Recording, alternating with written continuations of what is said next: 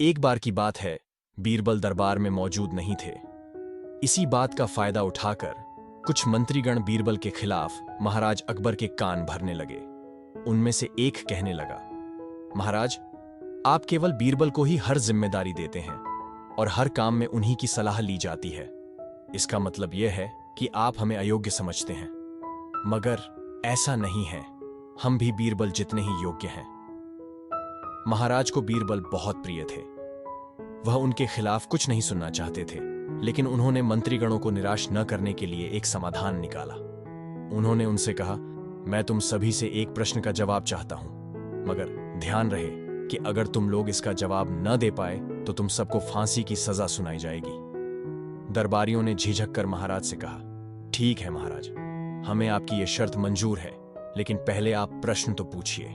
महाराज ने कहा, दुनिया की सबसे बड़ी चीज क्या है? यह सवाल सुनकर सभी मंत्रीगण एक दूसरे का मुंह ताकने लगे। महाराज ने उनकी यह स्थिति देखकर कहा, याद रहे कि इस प्रश्न का उत्तर सटीक होना चाहिए।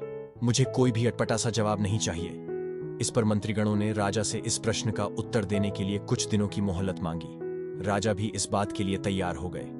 महल से बाहर निकलकर सभी मंत्रीगण इस प्रश्न का उत्तर ढूंढने लगे।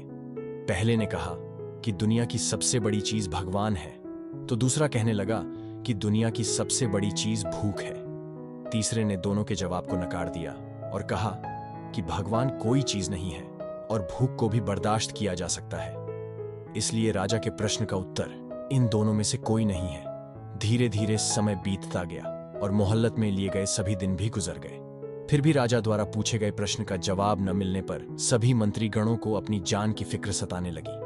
कोई अन्य उपाय न मिलने पर वो सभी बीरबल के पास पहुंचे और उन्हें अपनी पूरी कहानी सुनाई। बीरबल पहले से ही इस बात से परिचित थे। उन्होंने उनसे कहा, मैं तुम्हारी जान बचा सकता हूं, लेकिन तुम्हें वही करना होगा जैसा मैं कहूं।